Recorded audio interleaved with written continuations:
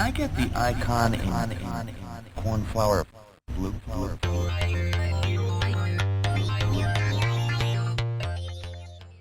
All right, welcome to episode 40 of Can I Get That Software in Blue? I'm your host, Chad Tyndall. As always, joining me today from tech talk to deal prep. He's always on track, but now he's got a passport to pack, taking a break from writing a new podcast tune to vacation in Europe like National Lampoon. Steve Mazak, everybody. Chad, that was a good one. Like, you covered a lot of ground very quickly.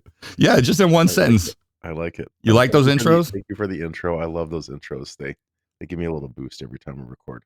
Well, the truth is, Steve, you complete me. And I write the intros as my way to let you know that you're special to me. And the podcast wouldn't be the same without you. It's true. Chad, I feel the same. And, you know, a couple episodes back, you recused yourself, and I had to do the interview by myself. That's right. And I got to say, you know, it was still really damn good. I keep trying to listen to the episode, and I keep falling asleep because I don't hear the sound of my own voice. I fucking crushed it without you there. All this time, I've been holding you back. No, but still, it's better and more fun when you're here. That was my point. That was my point of that story. No distractions from the peanut gallery. We made it to 40 episodes. Did you think when we started this, we'd do one a month and make it to 40? No, I did not. And I'm glad we have kept it going. It's helped us stay in touch. So that's totally one of the main reasons I love doing it. And the other one is I learned so much from our guests. So the more I think about it, the more I'm like feeling, I don't know, not more than adamant, like obsessed about this idea of recording it in a hot air balloon for episode 50. we have to do it, I think. We're going to go in a hot air balloon and record live. Let's do it. Hey, I have some shameless self-promotion to do today. Oh, here we go. So I got published in a Forbes article. What? I talked to a reporter at work, and they were doing some conversations around small language models, large language models, and they asked me for my input. So I gave them my input, and they liked it so much that they decided to publish it. What's the article? Where is it? What's it called? Let me grab the link. It's called Size Doesn't Matter Oh, Jesus Christ. when it comes to large language models. Jesus Christ. I'm going to share my screen really quick here. Let's see. Honestly, when this happened, I didn't think it was that big of a deal. Like, I don't pay attention to this stuff, but it seems like it's a pretty big deal. I even text my dad. I was like, hey, check this out. And he was pretty excited. So here we go. In reality, we shouldn't be putting so much focus on the language model size and trying to define the next stage of artificial intelligence development by any significant measure of this kind. This is the opinion of Steve Mazak, Global Managing Director for Search AI Platform at Elastic, the company known for its enterprise search, blah, blah, blah. That's awesome. I know. Congratulations. Cool, man. Thanks. So we're going to do more. Like, we're talking to other reporters soon, and it's kind of fun. I like care that much about brand building, but I'm like, maybe I should care a little more. Fantastic. Yeah, it's cool. Good for you. The other thing I wanted to say related to AI chat is I started using Grok 3. A bunch of people told me it was amazing, and I have been really impressed. And I think the thing I love about it most is when you start engaging with it and you ask better and better questions, it strokes your ego. It really is written by Elon. It really is. Because I was talking to it about quantization and vectors, and there's some stuff in there that I don't fully understand. So I'm just trying to grasp all the math. You know, as I learn more, I have better questions, and it goes, oh, that was a good question. That was a great question. That was a really insightful question. So like, you got this. You can understand this. You know more than you think you do. You're a great man, Steve Mazak. If Grok only had that chat feature, the voice feature like ChatGPT does, because I use that all the time. Like on my long drives, you know, I was driving home last night from a meeting, and I got behind a Waymo car, and, you know, it's got those spinning LiDAR sensors on it. And so I asked ChatGPT, I was like, how do those work? We had a 45-minute conversation all the way home. Really? And it went from LiDAR sensors, radio waves, sound waves, satellites, communication technology, crystals. It was fascinating. Can you give me the learned 30-second AI summary? How does it work with the spinning thing? So it's basically pulsing out light, laser light, 1,000,000 times a second or something like that. And then as it bounces back, because light is a wave and a particle, and so as the wave bounces back, it is mapping 3D space. But laser light doesn't work as well through like fog and rain, and that's why they also have the radar on there, because it uses radio waves. So it's slower, does a better job penetrating fog and things like that, and it's not slow enough to matter. Because I was wondering, like, will it actually map the 3D space fast enough for a car to make a decision? And it said at that level, it's fast enough. I see. So on our iPhones, we have one LiDAR sensor. It's fixed, pointing in one direction. The idea of spinning it really fast is that it's actually spinning not as fast as light. And it's just getting way more angles the entire time. It's doing the 360 all the way around, yeah. I don't know on the phone. I didn't ask about the sensor in the phone, actually. It might just be like a beam that spins out. Well, that's doing like proximity detection to see if you're looking at it or something, right? Yeah. It's not trying to map 3D space. And then they said they use part of the reason they use radio waves is to determine whether something's coming towards you or moving away, right? So they measure the Doppler effect. And it turns out there's actually a Doppler effect for light too, but it's so much faster. Oh, definitely. Well, they talk about planets are redshifting away from us. That's how they can tell the planets. we got into Reg, and I was like, So you can have this conversation with me, I should have. No, ChatGPT is amazing. There's still things that it can do that like no other model can do. Even just basic stuff like I was using both ChatGPT and Claude to like edit a legal document, and I was going back and forth with them. Here's what ChatGPT made, correct it, fix any mistakes, and I had them correcting each other's changes and making mistakes back and forth. But only ChatGPT could actually generate it as a Word document file and like give it to me to download. Claude couldn't do that. So just even basic stuff like create an Excel spreadsheet file and give it to me as an XLSX.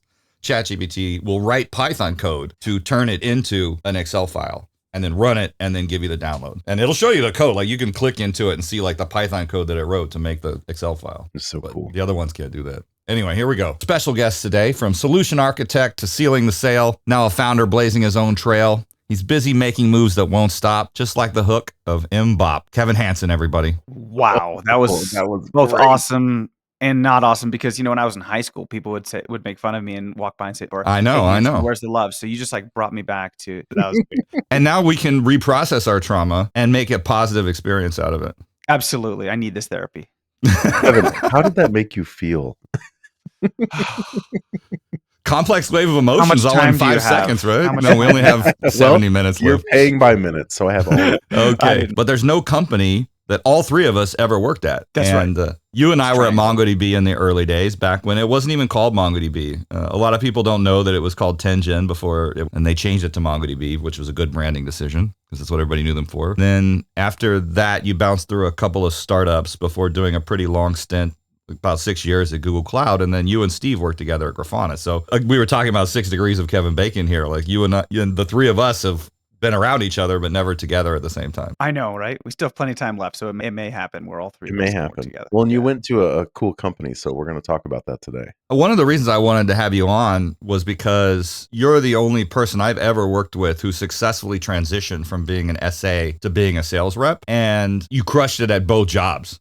You were crushing it as an SA. You became a rep. You immediately started crushing it as a rep. It didn't even feel like you had a transition or like a struggle. You just went right into it. And I mean, it's not uncommon that people launch into different roles from being an SA. Obviously, people become SA managers or like Steve, like a VP, managing SA managers, go to a field CTO role. You can become product manager. Like people go from SA to lots of things if they don't stay as an SA their whole career. And I know a bunch of people who have tried to make the move from SA to rep, usually chasing like fat stacks. And invariably, they all kind of come back to being an SA at some point. It just didn't work. So I want to ask, when you made the transition, well, first of all, was it mostly like a money-driven transition? Like, hey, I see how much these reps are making. I can do that work. Let me go make those fat stacks. I can crush it over there. Let me give it a shot. Was that why you did it? And then what was that experience like? How did you approach it in terms of how did you start learning all the things that you needed to learn to be, given that you didn't come up through the sales ranks? Like usually when people go be an enterprise account executive, they've been an SDR, they were in inside sales,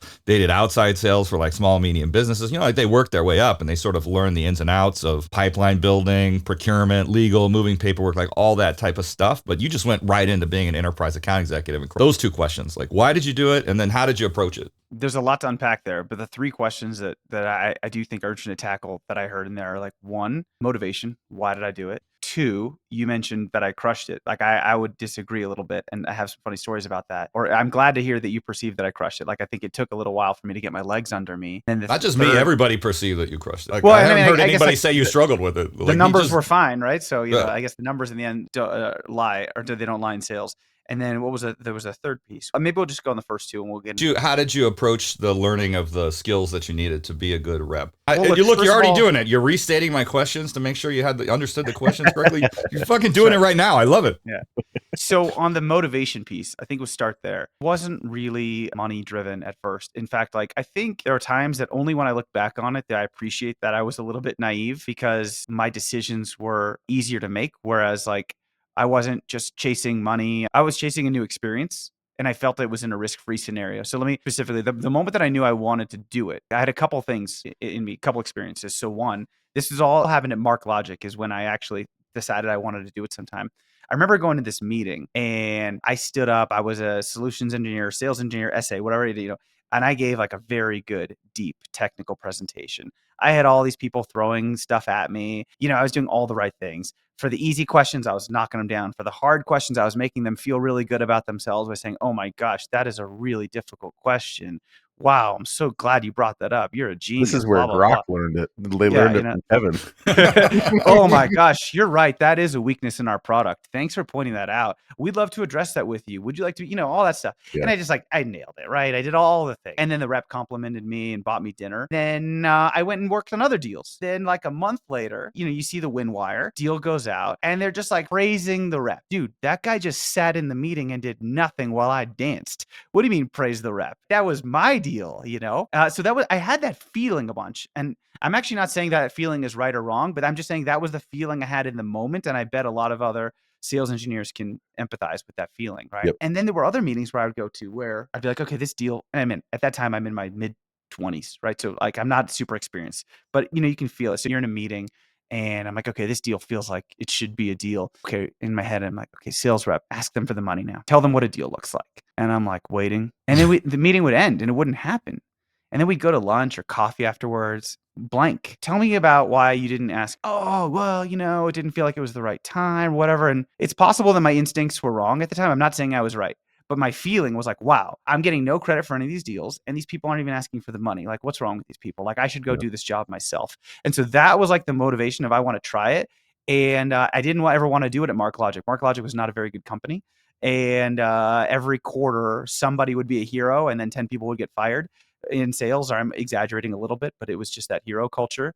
Whereas with MongoDB, I proved myself as a sales engineer there. I had a really supportive VP of sales who said, hey, why don't you give this a try? And in fact, we Was that Ben? sort of sure. That was Ben. Yeah. Yeah.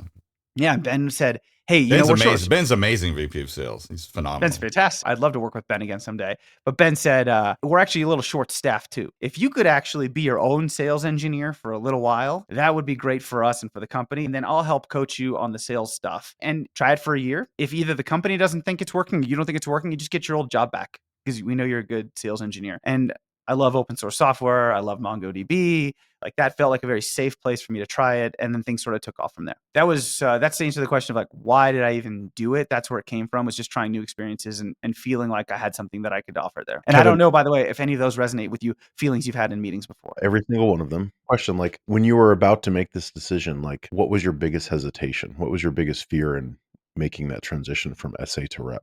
I've been scared of a lot of transitions. That one wasn't one I was scared of. I didn't have any fear. It felt like that one felt like a no-brainer. For every other transition I can talk about, I can definitely tell you about all my fears. But that one at the time felt like, this has been pent up for a while. This is a safe space. Let's just do it. What could go wrong? I like that no risk. You have your old role to fall back into, And there's plenty of times in my career where I've made decisions and I've perceived there to be no risk and it's worked out. And then when I look back in time, I was like, nah, that was actually risky, Yeah, for sure.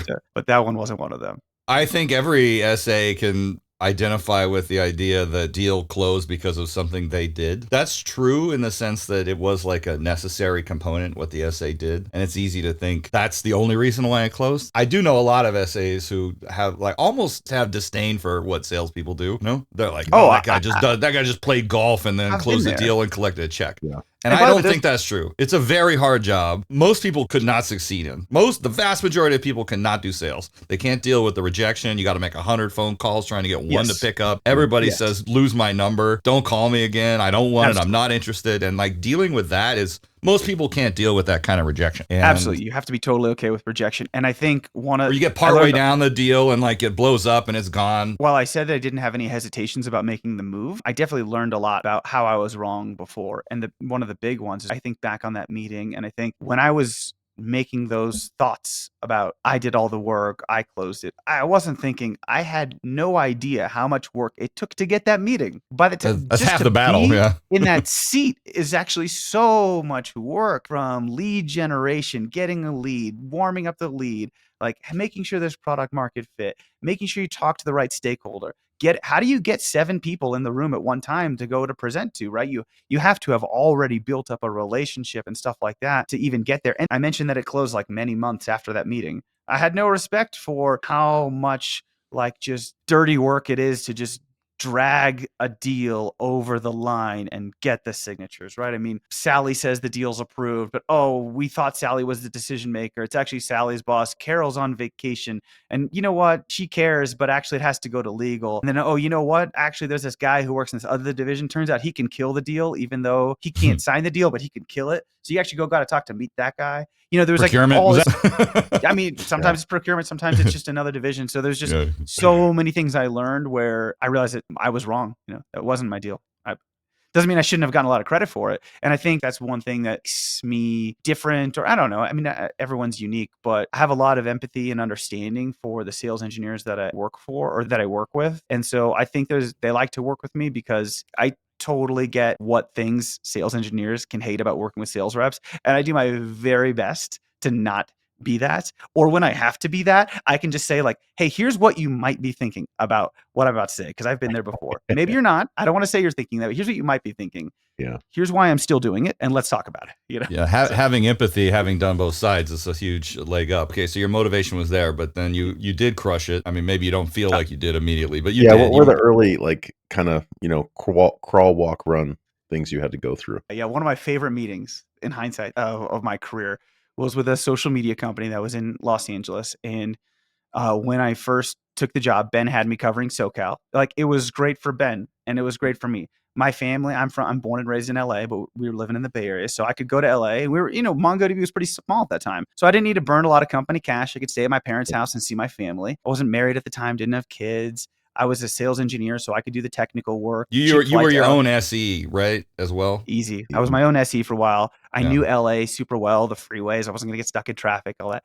So I go to this meeting, my first meeting by myself as a sales rep. Go in there and I give the presentation. I have the deck and I deliver all the slides that the sales rep is supposed to deliver and the SE slides. So I'm just like, who can do that? Me. That's who can do that, right? And I'm in there and I'm answering all the questions. I feel great. Shake all the hands. Everybody tells me how much they love MongoDB, right? It was very like developer friendly. It was a very like fun time to work with companies because they actually really liked when you would meet them. Wear and then a suit? I drove and I got. Did you suit up as a no, rep? No. You didn't change your out. You didn't change your attire.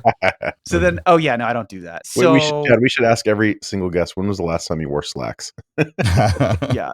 When was the last wedding I went to or funeral? Is that right? But so then I drive away on the freeway and I'm feeling great, right? I'm driving to the next meeting and I was like, man, like, you are that good. You are the SE sales rep killer. And then I was driving and I thought, okay, so let's review everything. Thought about all those technical questions. Okay, yeah, I answered all those correctly. Well, man, that was a long meeting. Did I just give away like a couple hours of free consulting? That's not great. And then as I was driving, I thought, okay, and what were the names of the people that I need to email out? Oh, wow, there were a lot of people in that meeting. I actually have no idea who I'm supposed to email. And then I thought, okay, and then what's the next step? Yeah, we didn't talk about that.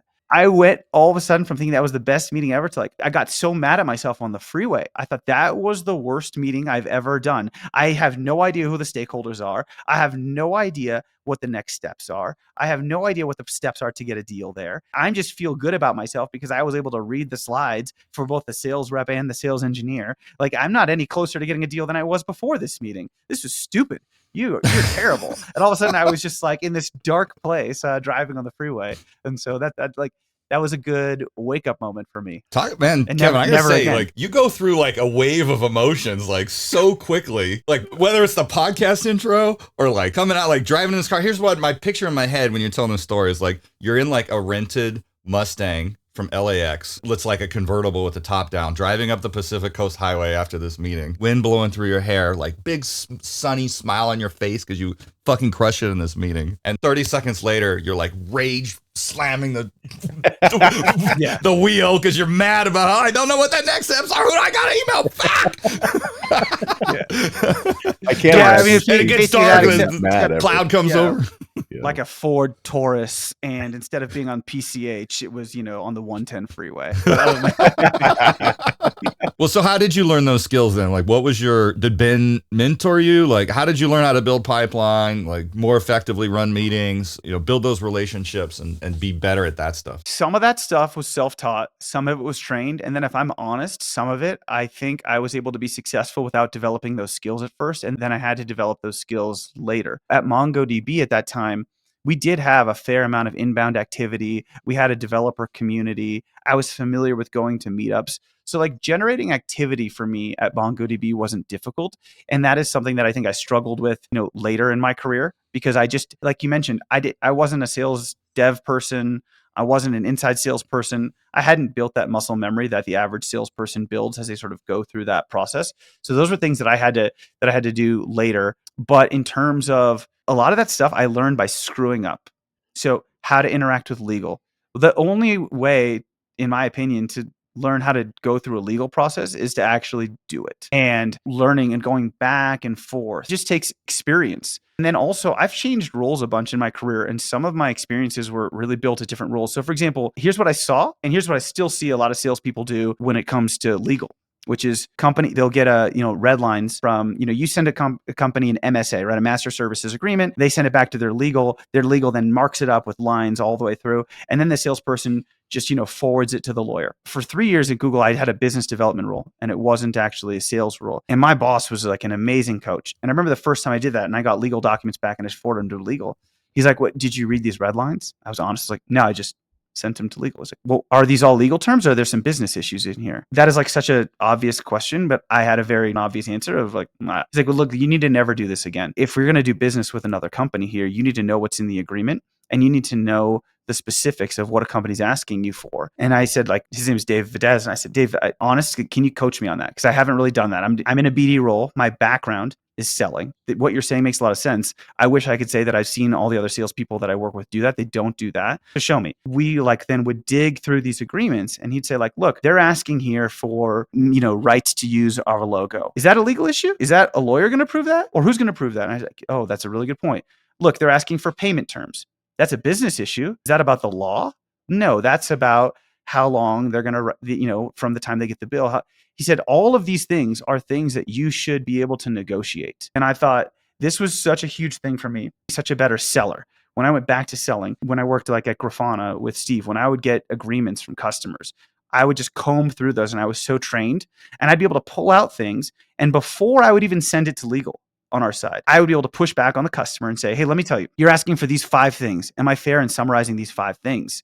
They'd say, "Yes, those are the 5 things we have." "Okay, well, listen, 1, we're not going to do. And let me tell you why. I'm not going to say, 'Hey, it's a non-starter, so just delete it.' Like, let me tell you why number 1 doesn't make sense for our business. Okay. 2, you're asking for extended payment terms. Here's what's in the realm of reasonable for our company.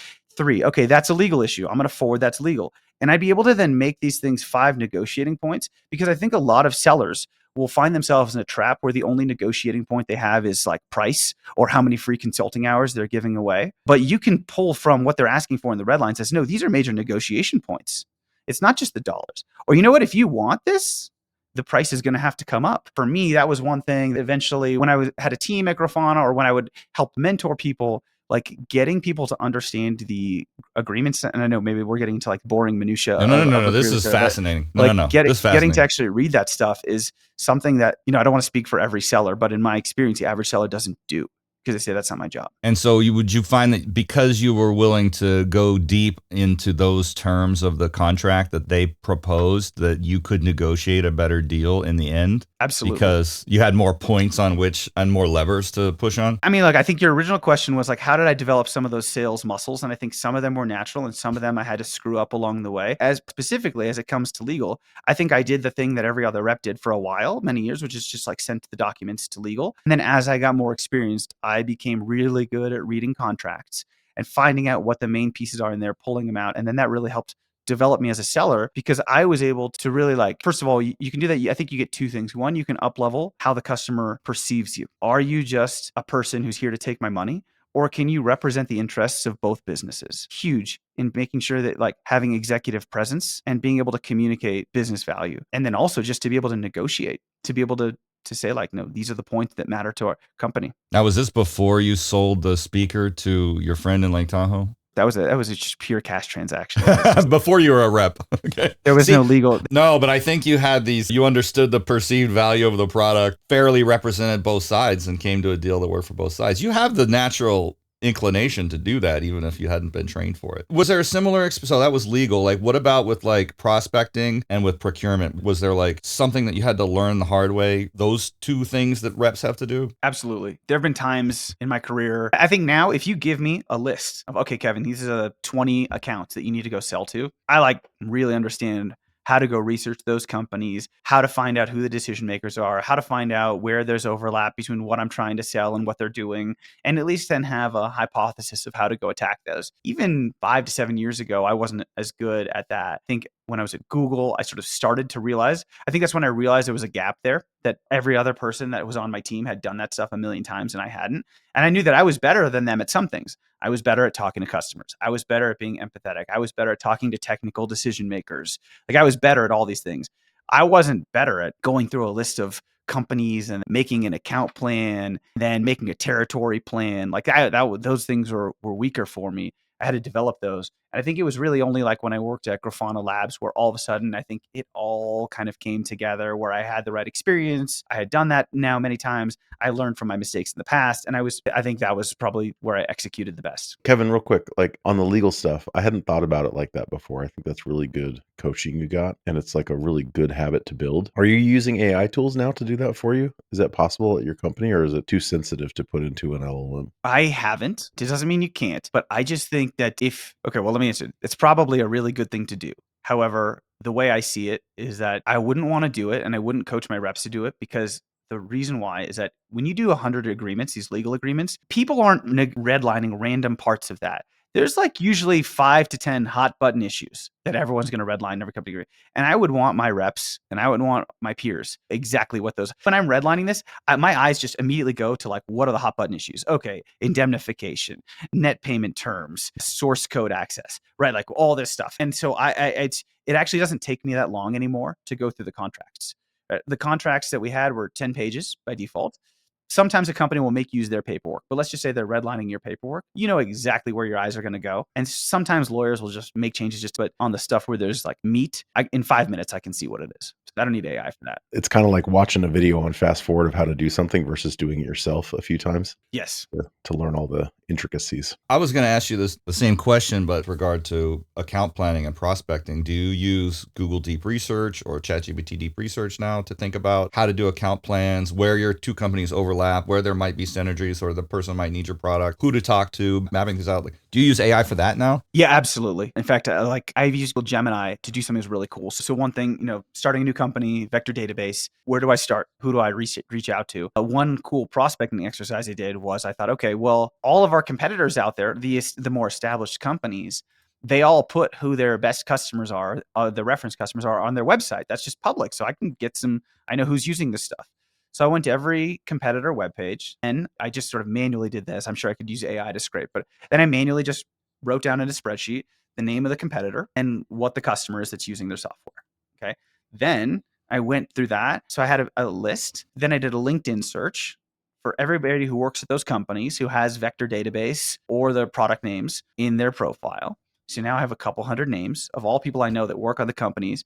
Then I dumped that into Google Sheets, and then I had Gemini go through and say, hey, for a person whose name is in column A, who works at column B, who has selected column C as a vector database, like go through, tell me the top, like write an email to that person that mentions what their company's top struggles are that are related to AI, mention the vector database they're using, let them know that we're focused on ultra low latency, fast indexing, high scale, see if they can give us any feedback on whether or not that's an issue that they've encountered. I put in quotes what I wanted my email to be and then generate me an email. And it was amazing. Now I didn't even use the final output. I would go through and change it because I didn't feel comfortable like just sending some AI generated slop because I get way too much of that sent to me. So I would go through and make it my own to just like remove the writer's block of getting from like 0 to 70% was just such a huge gain of efficiency. That was an awesome experience. So I think I use AI a lot when it comes to prospecting. I think you have to be careful because like I get a lot of just cold outbound research, outbound to me, all AI generated. And you can tell it's AI generated and it's like, ugh, delete. Just gross, right? Yeah. What about not necessarily on the communication side, but just the account planning side? Do you think about which, I don't know. I mean, maybe this question doesn't make sense, or maybe you already answered it. I mean, that was more about focused on like specific people, and that's obviously a huge part of it. But what about just determining which companies, like, okay, for people who are already using your competitors? Look, every sales manager will say like to their people, hey, I want you going through all your prospects, read their annual reports, know their business. And okay, the bottom line is know their business. Of course, that is super important with engaging with your customers. But also like, oh man, when you hear that, you're like, oh, really? I got to go hunt down all these PDFs and then I got to read all this like legalese for these 25 companies I have when I know I'm only probably sell to half of them. This is, I mean, just to be able to like ask these agents, summarize 10Ks and summarize quarterly reports, that is so useful. It takes a long time to go through that stuff. So if you just want to say, hey, here's a PDF of the quarterly report, tell me like the 3 best things about what the company's doing, the 3 worst things, it's amazing. Yeah, well, now they can just go get it off the SEC website. You don't even have to like provide a PDF to them. Absolutely. So, Kevin, I had another question for you about moving from SA to rep. Like, now that you've been doing it for so long, have you found in your sales career that you've like leveraged SAs in a different way than other reps that haven't been an SA and haven't had that experience? And like, is there some keys that you found that like makes that engagement better or worse? Like, have you ever done one of the bad behaviors you used to hate that the reps did to you? Let's see, bad behaviors. I'm sure I have. I think one thing that SAs hate is when a rep throws them under the bus, either sets them up with questions that they can't answer, puts them on tasks that they know they're set up to fail for, etc. And so before I do that, I will always check with them, say, hey, here's what I'm thinking, like I'd like to do. Is that something that you feel like we can be successful at? Is that something before I just set it off? Because I know how, especially with, because I am a technical person and I know I still have an engineering degree. I have a personality where like, if somebody gives me an uncompletable task or something where I know I'm set up to fail, I get this, not anxiety is the wrong word, but I get like really angry and I feel that like pent up annoyance that builds up and then that turns into resent and then you resent working with someone who does that to you. So I think like one thing for me is that before I just toss work at an SA, I always talk to them about like, does this make sense? Do you agree? Like, and good reps will do this anyways, but plenty of mediocre sales reps will just toss crap at a solutions architect and it stinks, man. I know the feeling. You're set up to fail. It's busy work. And then also I'm empathetic for how much work they're doing for other salespeople that aren't me. So I'll always kind of talk to them about their workload. I mean, so that answers the question, but I think that's one thing that I do a lot. You went at some point at Grafana Labs, you went into being a manager of sales reps, right? So how did you coach the sales reps that were working for you on this topic of working better with their SEs? Especially when things aren't going well for a salesperson. So if they're not meeting their quota, let's just say. Oftentimes the first finger they'll point is at the other person. I'm paired up with so-and-so and so-and-so's no good. It's toxic, but I mean, sometimes a person's right. But no good is a strong word. Sometimes maybe you have an experienced salesperson who just because of like mappings has to get paired up with an inexperienced sales engineer, something like that. One way that I would coach them, well, let me try to think of what like some specifics. Here's like a top one, right? Is meeting prep with an SE. So like a lot of times the content that a rep needs to prep is very much just like taking standard slides and modifying them a little bit. And then for an SE to put together good content, it needs to be very technical and customized for the customer. I would see lots of times on our team where a sales rep would tell an SE at 3 p.m. that like this needs to be good for the meeting tomorrow at 10 a.m. and just assume that that was 90 minutes of work. Not that actually for the SE to get good research, they need to talk to 3 engineers in our company. Not that, hey, actually for them to really, sure, they can go get some slides, but if you really want that SE to be knowledgeable, they need to talk to the SE who's on the East Coast or who's in the other country, who's done the deal that's similar to this. And so throwing stuff at SE's last minute is something that I really like would come down on the reps on my team for. Sometimes you can't help it. Sometimes there's a big meeting for Thursday and boom, a last pre-meeting comes up on Wednesday. You can't help that. But there's plenty of times where a meeting is scheduled 2 weeks out and the rep won't do any prep until the day before. And then based on the rep's prep the day before, then they throw stuff at the SE. And now the SE's job is impacted because the rep can't prep in time. That was like a big pet peeve for mine. When you meet with a customer, I think this is something too that I've appreciated more as I've gotten older, is that time is so precious. Like when you get all the right people in a room, you may not get that opportunity again. And so for you to not put your best foot forward, it's inexcusable. I mean, it doesn't mean that bad meetings don't happen. Like it's okay to have a bad meeting, but to have a bad meeting for stuff that you could have easily corrected, like 10 minutes more prep or 30 minutes more prep is inexcusable. And especially if you're not getting what you want out of your SE, because as a rep, you haven't prepared that SE in time, that like so much about being a sales rep is making sure that you coordinate all of the things across a deal. And you can't just assume that your SE is your sidekick. That is like a partner in the process, and you need to set that person up to be successful. So if there's a specific thing you want, you need to make sure that you give that person the time to be successful rather than just, I'm going to run my own thing and that person's just going to follow my lead. I think this is also more of an issue at a company like Grafana Labs, where you have so many different products and such a wide variety of things that any particular customer might want to see on a given day or in a given meeting, as opposed to a company where like MongoDB was just a database, it's one product, this is what we're selling. You can use it in all these different ways, but it's not like 15 different things that we have on offer, right? Or like Elastic has so many different logging and metrics and this and that, right? Yeah, Chad, you make a great point about that, right? With MongoDB having with Grafana Labs having such a broad set of offerings, meaning you don't know what you're going to get when you go to a customer. They could all of a sudden hit you about the UI for Grafana isn't super responsive, or it could be something's happening with the cloud service. We want to talk about open source Prometheus. We want to talk about incident response and management. All these things are different. And so that's the thing. You can't expect a sales engineer to be an expert in all of these things, especially if that person's only been at the company for like a year.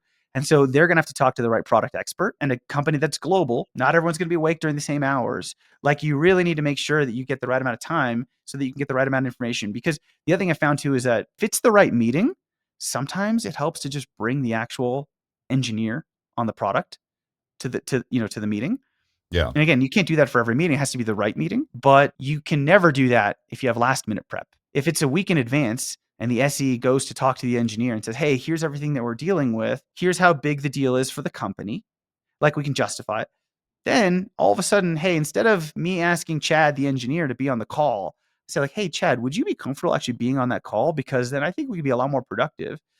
Then we have time for you to go get the approval from your manager, for us to justify to the business, for the customer. Then you're on the meeting. Now the customer feels great because they feel like we're a super connected company because we actually have the product engineer on the call versus just the sales team. Like, there's a lot of good things that can happen if you give the SE more time. I know we got to move on to other topics, just out of time, but I have this question that I do throw out on podcast episodes to some guests, and I'm curious to get your thoughts on it. Is like, just because you brought up the idea of bringing engineers into meetings, and sometimes engineers are really happy to come into meetings, and sometimes the engineering management is like, don't bring these engineers into meetings. They need to be writing code. Don't distract them with sales things. Do you think that it would be beneficial to the business if engineers got commission or some sort of something like that when deals close? And I don't mean the same way a rep does or an SE does, but some sort of incentive for the engineers to want to be more supportive of deals as they happen. A lot of people have a variable component to their compensation. For sales reps, it's really a large part of their compensation. It's commission. For sales engineers, it's less than a sales rep, but it's a lot more than someone who works in HR. And for HR, the variable compensation is probably not going to, might have something to do with HR metrics, or maybe it has something to do with just general company performance. So I don't think it's crazy to have a piece of an engineer's variable comp tied to success, but I think that's got to be pretty organization specific. Sometimes it doesn't make sense for engineers. I mean, every person is really different. I've found some engineers who would not say that they're customer facing, and then you just get them to open up and they are so good with customers, and then they realize that they don't hate having the occasional customer meeting. And next thing you know, you have an engineer who, sure, of their 40 hours a week, 37 of them are internal facing, but you get them on 1 to 2 meetings a week. They actually really like it. If you prep them, they don't want to be, the typical engineer doesn't want to be set up in a space where they're sort of set up to fail. Like, all of a sudden they're hit with product questions they can't answer. So with good prep, and you tell them like, hey, if you don't feel comfortable, you don't need to answer that question, or, like, they're excited about it. So to go back to your question, I don't think it makes sense to just start putting commission bonuses on every engineer out there. But I think if you find as a company that there's an engineer on your team who's actually pretty good in front of customers, like, there's nothing wrong with it. Or maybe just a spot bonus, even. Like, I don't think you want to change what they're compensated on. You want to compensate them on for building great software. But also, it's like, you're an engineer, but you're also an employee of the company. And you working here, like, you're not going to be working here if the company's not successful, because then you'll leave. And so part of the company being successful is getting deals. And so if you can do that, that's great. And I think a spot bonus or something like that is great. I feel like it also helps break down that barrier or that perception in engineering that sales equals bad, right? I encounter that a lot. And I think doing that and then giving them like a little spot bonus or something, and you know, they'll probably tell their engineering colleagues, I would think. And like the more good experiences they have in sales calls, it would start to become this momentum thing, I think. Well, I'm just wondering how a company could systematize such an idea and really if it's like, oh, it's a spot bonus, it's a one-off thing, someone has to nominate you for it, it's like this thing, but you're building a business, you want to build a program that it's repeatable and like everybody knows how it works. And like you were talking about earlier, just managing expectations, like this is what I need, we have time to plan, can you do this and be successful? That's an expectation management game.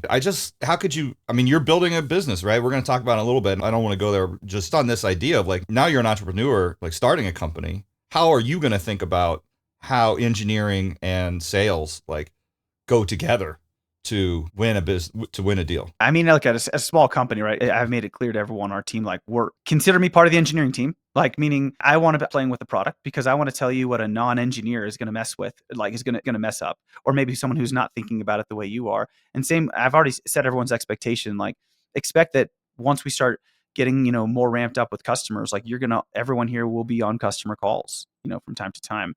I think in terms of compensation, like sellers are very wired up to care most about money in terms of my comp plan is they're coin operated. Yeah. Well, okay. That's a little, I wouldn't say, I would say coin operated. Okay. They self-describe as being coin operated many part of the time. They're money driven. That's fair. But I think people just want to know they're making an impact and they want to be appreciated and they want to see a company be successful. And so for me, like, what I found is that when I'm working with engineers, of course, everybody loves cash, but just letting them know, like I had a couple big deals at Grafana and like I put together some gifts and I send them to the engineer. And then I don't just send them, then I put a handwritten note with it. And then I'll just get on like a one-on-one Zoom call and just say, hey, I just want you to know exactly the impact you had. So listen, we were on a deep technical call where we were on a deep technical sales cycle with company. We hit a block here. Then we had to come to you. Thank you to your expertise. We were able to overcome that block, build trust with the customer, and get the deal closed. Like you were incredibly impactful. And I just want you to know, like, I'm super thankful. The company's thankful. Sales management's thankful. Like we sent you a little gift. That gift is nothing compared to the impact you had, but just know like that we're super appreciated. And we hope that we could have you do it again sometime. Don't want to be on the next call. Maybe the way you systematize it across a company is by having a program where like every rep needs to do that kind of appreciation for an engineer every now and then in a quarter. And that, sales management, like there's budget approved for it. Everybody should be doing that all the time. And that's part of the process. Yeah, but it just needs to be authentic. Do you know what I mean? No, it should be authentic. But the fact is, it's like sales management is say like, we're doing this because we know that this is important and we want everybody to do it in an authentic way. And, we're going to spend some money on it and it's all part of the process. I just want to spend 10 minutes talking about startups that you worked at because you gave us some good lessons about your time at Google and what you learned about reading red lines and all that. But you were at a couple of startups after MongoDB for a short period of time, like 7 months each. So what happened there? Like, why did you move on so quickly? And I'm sure you learned something at those companies, even if it was just like, oh, damn, this place isn't going to make it. I'm going to fail fast and get out because I don't think that this place has a future. Maybe that's what you learned. I don't know. But I'm just curious, like, what did you learn there? What happened? Yeah. Okay. So it's funny. Going back, so my very first job that I got out of college was to work at this consulting company, and I got it on campus recruiting. And because someone told me like, oh, that's where technical people can go who want to do business stuff. I realized I was a bad fit pretty quickly. My second job I got, so I didn't work that company that long, but my second job was at MarkLogic. And I got this sitting on an airplane. I just happened to sit next to to the CTO. We hit it off. And I just told him how I didn't know what I was supposed to do with my life. I was 23 years old. I had an engineering degree, but I didn't really feel like I fit in with the engineers. But I didn't have any business experience and I didn't really feel like a business person. What should I do? And he was like, oh yeah. Max was the CTO? This is Jason Hunter. Okay. Oh, Jason Hunter. Okay. Jason Hunter. And Jason Hunter, the one at Amazon? The guys at Amazon? He's at Amazon. Huh? Exactly. Yeah. Oh, I hired him at Amazon to be a DynamoDB essay. I didn't know he was the CTO of MarkLogic. At the time, yeah, he was field CTO at one point. And he said, oh, you should be a sales engineer. I said, oh, well, like, what's a sales engineer? told me what it was. And I said, oh, that sounds great. So within 2 weeks, I'd quit my job and I was moving to the Bay Area. And I was working with Jason and became good friends with Jason there. So then how did I get my next job? I actually left MongoDB because we hired a new CEO and I could tell like, wow, this isn't going to work. I left. I didn't perceive any risk in my next company I went to. But then Max he was then CEO of MongoDB. He had a non-solicitation agreement. So he couldn't reach out to MarkLogic employees. But because I had left on my own, I still saved this email. Max sent me a message that said, hey, if you were going to leave MarkLogic, you should actually go to a good company. Like, we should talk. I was like, oh, wow, that's interesting. And, I had this vision, especially like my parents raised me, that once you join a company, you're like committed to that company, you're a good employee, all that. And so I'm like, I just been at this company for 3 weeks and he's talking to me about leaving. And then I had a meeting with Max and Ben and it happened pretty quick. I went to MongoDB and it was like a great run. I say all this to just say that like for the first 8 years of my career, like the jobs, I got lucky. They kind of picked me. I didn't have to pick the jobs. Okay. So then when I went to the next company after MongoDB, I just was like, oh, this is going to work because they always work. Why could it not work? And it's actually not even on my LinkedIn. I went to go work for a cyberspace security company. My friend was the founder. After like 2 months, this is a disaster. Wow, this is just not going to work. Like, I really don't like working for this friend. This and that. Like, I need to find a new job. So then a recruiter reached out to me and there's this data company. It's called Hazelcast. I was like, great, that sounds great. I'll go work there because this stinks. So then I went to Hazelcast. That's actually where I met my co-founder, Talib, for my current company. But at that time that I was at Hazelcast, all of a sudden I was just like, wow, this is interesting. This is open source data software, kind of like MongoDB. Although my experience here isn't at all like MongoDB. And keep in mind, I'm a guy at this point, like in my mid to late 20s. I think I have the world mastered at this point, but I'm starting to realize that I don't. And so then I'm like, wow, this is not going to work either. I should go to another company. And then I went to this one called Apiary. And so what happened is I found that each one, we can talk about each one, but each one had this like little mini thing where I realized like, that's not going to work out for me. And all of a sudden, with the bigger realization I had was, you got lucky, Kevin. Like, you got lucky that you just got a job because you met a guy at MarkLogic and then boom, you did a good job at MarkLogic. So then Max brought you to MongoDB. Like, yeah, that's kind of a 9-year run between those two companies, or 8-year run. Like, that's really lucky. You actually have to be really careful about how you pick companies. At that point, after the startups, it didn't work out for a variety of reasons. That's when I just like took a deep breath and said, okay, now you need to be selective. Like, you can't just keep bumping around companies because then you'll get labeled as a guy who hops between companies. And so that's, it came down to Red Hat, Google, Sundip, a guy who I worked with at MongoDB, recruited me to go work at Google.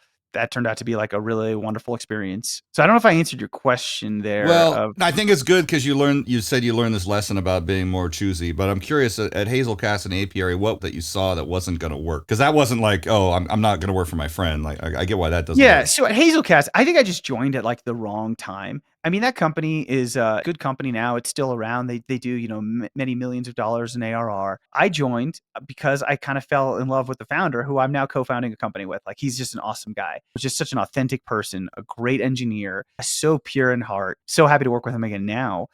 But he was CEO when I joined, and then there was a bit of a board dispute. And so without giving too many details, I was sort of joining to work for him. And in the process of my joining, as he was being removed as CEO, and it kind of uprooted the company a little bit. And next thing you know, the day that I started working, or the first weeks I started working, it wasn't what I had signed up for, if that makes sense. Like, all of a sudden I was working for a different organization.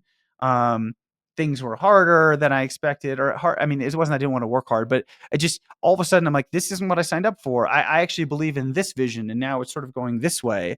And that's where I realized, like, this is not politically, it was a bit of a toxic time at the company, and it just, I didn't want to deal with that. And, I think there's, if you think about it, probably in all of your careers, there's been times we've been in moments of weakness and moments of strength. What I mean by that is, sometimes you're at the perfect company, you're doing great, everything's good. That's like a time of strength. It's going to take a lot to get you to leave. Sometimes you're in a moment of weakness where you're like, you know what? I'm not making as much money as I wanted to. I'm not getting the experience I want. I'm not working with the kind of people I want to. You're going to be more open to taking jobs, and then you might take a job that's actually not as good in that way. And I think it's just, that's just the reality. And so I found myself in moments of weakness. I realize I'm not going to make that much money here, or I realize that I'm not going to have the experience I want. So therefore, maybe I'm not going to do as much due diligence. on that next company because it looked shiny and looked better. 100% fucking accurate. Kevin, like when you think about the companies that you've joined and the culture of those companies, like how is that change? Is company culture changing in technology companies, or is it just you find a good one, you find a bad one, you find a good one, you find a bad one? Or have you noticed any trends in the companies you've worked at? Like company culture as a whole, you talk about like just like Silicon Valley company culture. Yeah. I think the one thing that I was surprised about is some sales culture at companies has, as an engineer at heart and always kind of working for rather geeky companies, I have been kind of insulated from the like pound your chest salesperson, uh, like No boiler room. culture. Yeah, No Matthew McConaughey doing this. people call it a boiler room, Gonna bring us and 2 martinis, and then in 5 minutes you're gonna bring us 2 more, but I think it's and then more 2 than more just, every 3 minutes until I black out. I think I was surprised that I found that a lot of sales cultures are more than that. They're like places that are sometimes they're very male dominated. Sometimes they're in environments that like aren't super friendly to women. They'll be in environments where, gosh, I don't know. It's hard to explain it. But I think like sales bro culture is something that I had been insulated from for a long time. Google, at the time I worked there, was still kind of geeky on the sales side. MongoDB was. So I had never really been in like a full sales bro culture.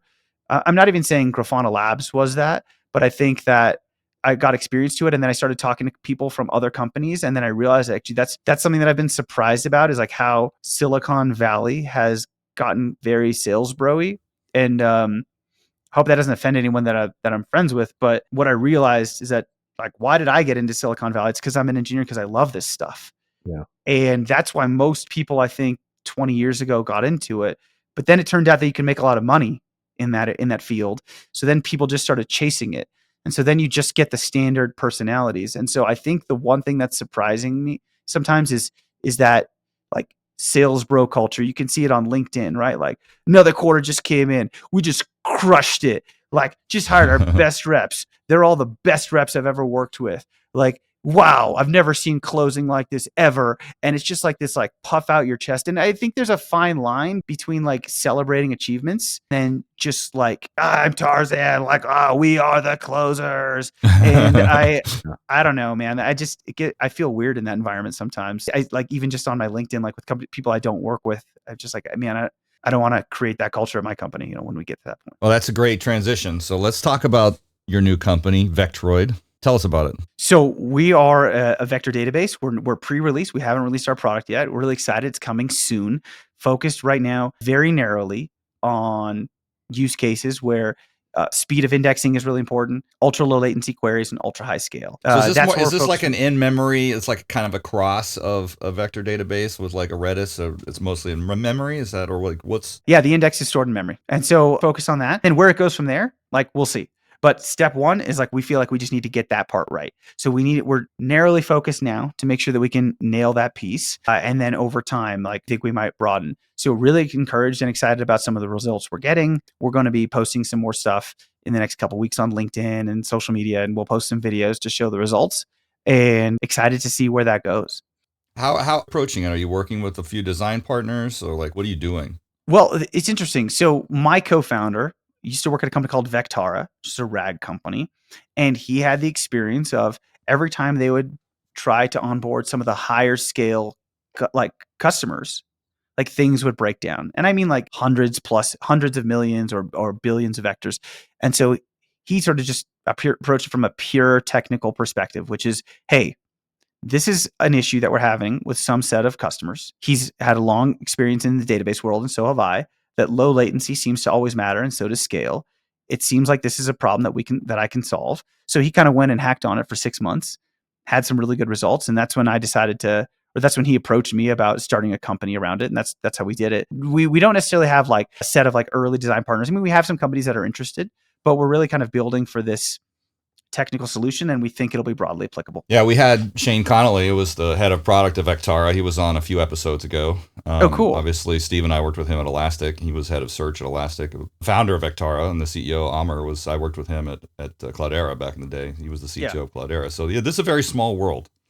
Amr and Talib, my co-founder, are pretty close. Okay.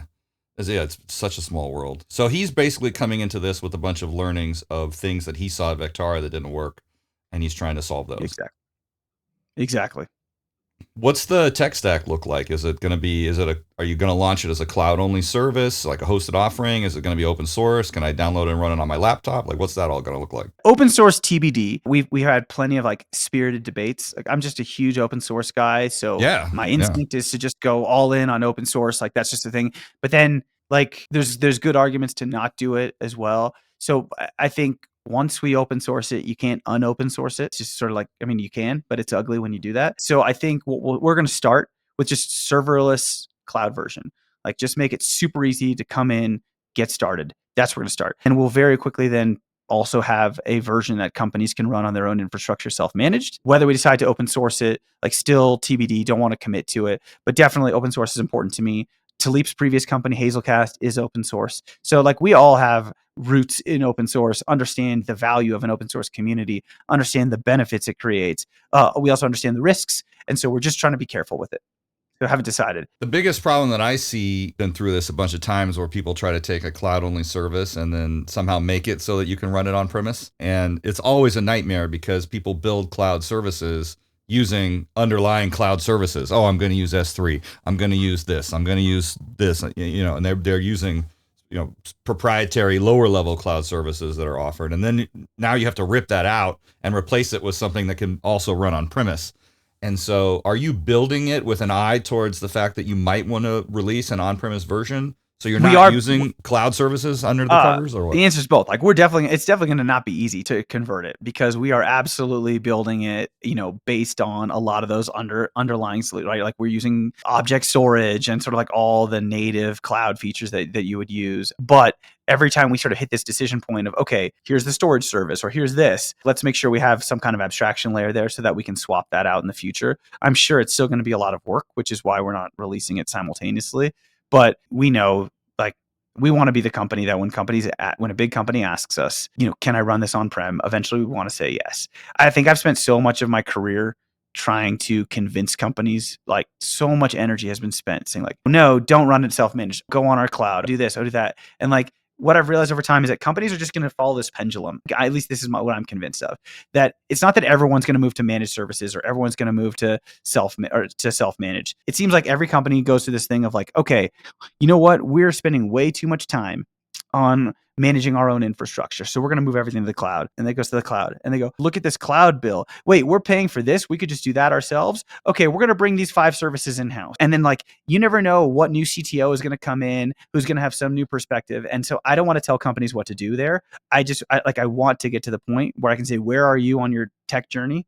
Okay, well, yes, we can plug in there, rather than saying, like, no, you have to bend over backwards to enable this cloud solution. That's the only way it can run. Kevin, in a company like this, like, how hard is pricing to get right? Do you guys do you have a pricing yet? We don't have announced pricing. It is hard. It's interesting. We've done like pretty deep competitive analysis on how all the other companies have priced. We then take that pricing and then we try to extrapolate how well the other companies are doing with that pricing. And then we sort of overlay that on what our costs are and what we think our costs might be in the future and what we would want our margins to be. And it is really complicated, and how it is to get it right. The good news is that with pricing, I do some things you don't get a do-over on in general. Like, you can open source your software and then you can unopen source it. And that's actually pretty bad. That's like a bad look for the company. I think there's generally, it's okay to change your pricing over time. You don't want to mess over a company that signs up with you. So if you give a certain company pricing, you have to honor that, at least for the terms of the agreement. But I think with pricing, you can play with it over time. I do have some anxiety over getting it wrong, but I also feel like if we get it wrong, then we can tweak that. That's okay. Like, it's more important to just get the tech right. In fact, like, part of me just thinks, like, don't even announce pricing, let people use it at first, and then in a trial mode for a while, get some feedback. How are you consciously thinking about culture at this company? Because you're a founder now, like, it's yours to set, it's yours to craft and, like, curate and enforce. Like, how are you thinking about that? Maybe some guiding principles you're using. I think employee flexibility is something that's super important to me. When I worked at Google, we still had to go to the office. This was pre-COVID, but Google gives you like free food, and they give you all these things. A Yeah, great is it an vacation office or a hotel? I think there's like what the best of that culture does and what the worst of it. The worst of it is I think it just can create complacent employees who don't ever want to leave, and then it's like too hard. But I think the best of it is that you get somebody who really appreciates working at some place, and then they don't want to lose that, so they work really hard. Like that's what the effect that it happened to me at Grafana Labs. That's a company where if you go join that company, you get 6 weeks of vacation the day you join. Yeah. You get to live anywhere in the world that you want.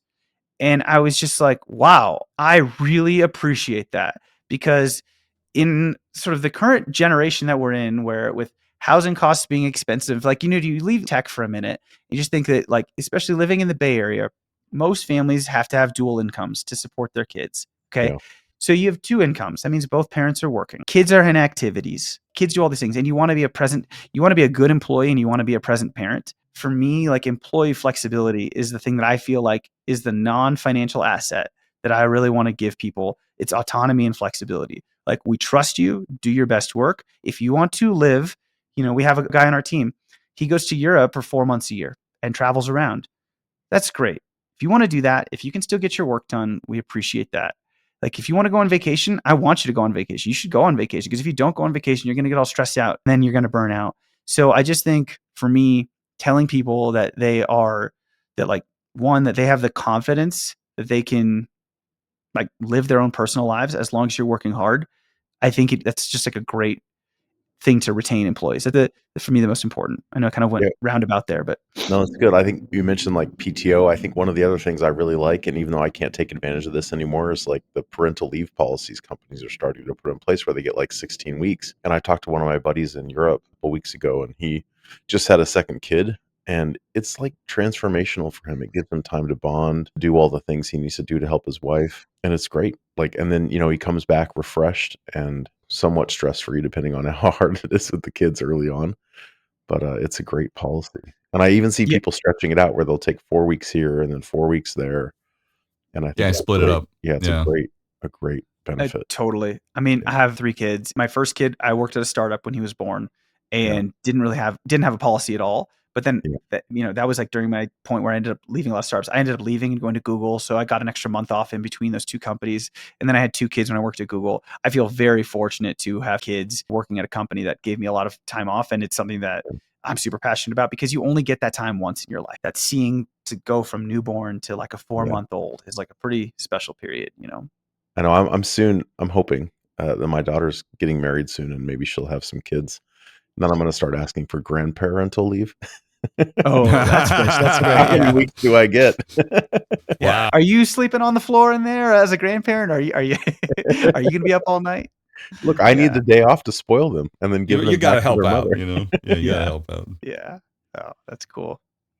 But yeah, man, it's been fun starting this company. I mean, back to like not perceiving risk sometimes where I should have. I got a call. It's sort of funny. I was at President's Club for Grafana Labs. I was in Greece when I got the call from Talib to co-found the company with him. And I said to him that I'd have to think about it and everything, which is Yeah. true, because I didn't expect to leave. I love that company, Grafana Labs. I kind of wish I was not wish. I mean, I'm happy that I'm doing, but I had wished to have a long employment beyond. I was there for almost 3 years, and I kind Yeah. of wanted to be there like 5. I've always wanted to start a company, and I just thought, how many times in my life am I going to get a guy who I've worked with before, who I really respect, who respects me, who has an idea that I think is cool, who's going to call me up and say, I want to co-found a company with you. I want you to do all the business stuff, and I want to do all the engineering, and we're going to do this together. Like, it may never happen again. Whereas, like, I know that I can go get other tech jobs again, but I may never have this opportunity again. So I had to do it, and it was fun, man. I mean, we raised money together. We named the company. We registered it as a Delaware business. Once we got the money, I was like, oh wow, we can pay ourselves. Okay, so how do we pay ourselves? How do we do that? Settle Like, some we can't. I payroll. just sort of Yeah. yeah, There's a and that lot was the when whole thing. when you're the company founder. There's a lot to do at the beginning. Yeah. And so I just totally appreciate that I've gotten the opportunity to learn that stuff, and I obviously still have way more to learn as we grow. But for me, it's not about. I don't want to sound like I don't care about money. Oh, I definitely do care about money. But when I moved from sales engineering to sales, it wasn't because I was It was for the money. It was for the experience. And that's the same reason I'm doing this. Like, it's not because I think this is going to be some easy grand slam and I'm going to print money. Like, I mean, I hope that happens, of course. I'll do everything I can to make it happen, but I did it for the journey. Like, I'm just super fired up to do it. Yeah, it's going to be a learning experience one way or the other. And you were saying that you made the leap to sales because it was a risk-free situation. You were in a successful company. Your boss told you if it doesn't work, just go back to your old job. So it was all upsides in that situation. Whereas this case, there is actual risk. I mean, the company might not survive. Most companies don't survive. The companies that do survive don't hit it huge, right? This was super stressful for me actually to think about because so last year was an interesting year. In March of last year, my wife, she worked at Google, so she got laid off. We have 3 kids. Back when I switched from sales engineering to sales, I had no responsibilities. I wasn't married. I had no kids. Like, okay, whatever. But now it's like 3 kids, mortgage. We've got mouths to feed. My wife just got laid off from a job. And now I've been asked to go and quit my really good job to start a company that it's not that the company's new. It doesn't exist yet. Like it literally didn't exist. There is no money to pay ourselves. Like, so like looking at the risk in that scenario, that was a risky decision for me, but one that it was a no brainer, even though it was risky. What did you raise? We raised $2.5 million. Okay. And is this a pre-seed or what did you call it? Or seed? Yeah, we're calling it pre-seed or seed. I think it depends how well we do after we launch. If things are off to the races, then like our next round might be a Series A. If we need a little more time to figure out product market fit in our direction, then maybe we take $2 to $5 million more as like an official seed round. But $2.5 million, it was enough for us to go and hire people. We hired some awesome people. So we have 6 people at the company. We have runway now for a while. Were these from angel investors or was this VC? What? 2 VC companies and then 1 corporate. Can you say which VC companies or even tell us, but just we know, absolutely. But I'll cut it if you don't want it on. Nothing here is private. So there's the 3 primary investors. So Scale X Ventures, and then a company called Logo Ventures. So Logo is actually a company in Turkish. So a company in Turkey. My co-founder's Turkish. So that was through a connection we had there. And so Race Capital was also one of the companies putting money into Vectara, where Tilly works. So that was the connection there. I wanted to ask you, Kevin, about the evolution of sales in software as more product-led growth companies find more success. Like, do you feel like eventually sales reps will be able to handle more accounts, handle more leads because the product's selling itself more and more? And eventually, does that change the makeup of a go-to-market organization? And does it change the dynamic between buyer and seller? Yeah, I think I've always been wondering, like, what is the purpose of a salesperson? And I tell people on my team, like, especially when you work at a company that's open source or where there's a cloud product, then go and just try it. So like the first thing that I tell people to do, or even at Google Cloud, right? Like a company's just going to go and pick their cloud. What is a cloud seller supposed to do? Like, how are you supposed to change their mind? So I said, the first thing that I try to do is I put myself in that dark place and I tell myself that I'm useless and that, like, you know what, Grafana Cloud, a company's going to decide, they're going to make their decision. It doesn't really matter, but for the salesperson, or same with that Google Cloud. And then I think, okay, so now that I know that I'm useless because a company's going to just choose what technology stack they want, how can I make myself less useless? Okay, so I can be a good technical resource to them. I can provide them coaching. I can show them what other people in the market are doing. I'm a big believer of the challenger sale. Right. So I can go to customers and I can challenge them and I can say, hey, you may be making this one decision. Maybe it's a good decision. Maybe it's not. Let me show you what I'm seeing in the market, because as a customer, one thing that you don't have the benefit of is seeing what 100 companies are doing. And that's one thing that I have the benefit of doing.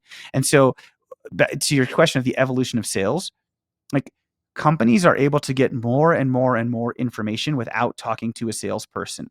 You can now try the product, use the product, potentially even buy the product without ever talking to a salesperson. So what's the job of a seller? Like, I think the job is to make the deals bigger, to make the deals happen sooner, and to make them happen on terms that are better for the company. And so I think like that's where I see the evolution of sales going, is that it's not going to change. The companies are going to be able to get more and more information without a salesperson. Yep. So the salesperson is not the gatekeeper to the software. All right, Kevin, I know we have to wrap it up here. Let me just say this was a great episode. You've had a great career. I mean, MarkLogic, MongoDB, Google, Grafana Labs. You've been an SE. You've been a sales rep. You've managed sales reps. Now you're a founder. It's just been great to see this transition. And it's clear why you're successful at all of those things, because you're very engaging. You think quickly on your feet. You tell great stories. You're a fantastic storyteller. Oh, thanks, Chad. It was great having you on the podcast today. Thank you very much. Come back anytime, man. Thanks so much. I really appreciate it. It's good talking to you guys. And we'll have you back on in a year or two. You can tell us how it's going at Vectroid and, you know, what that process has been like as a founder. Yeah, by then we both work at Vectroid. It'll be great. We'll be taking over the world. Vectroid will have acquired Elastic and Weaviate by then. No. Wow. So, God, thanks, guys. Talk to you both soon. All right. Thanks, everybody, for listening. If you enjoyed this episode, please share it out on LinkedIn. And Kevin's stories are great. I think there's a lot here for people to learn from. So thanks for listening. We'll see you on the next episode.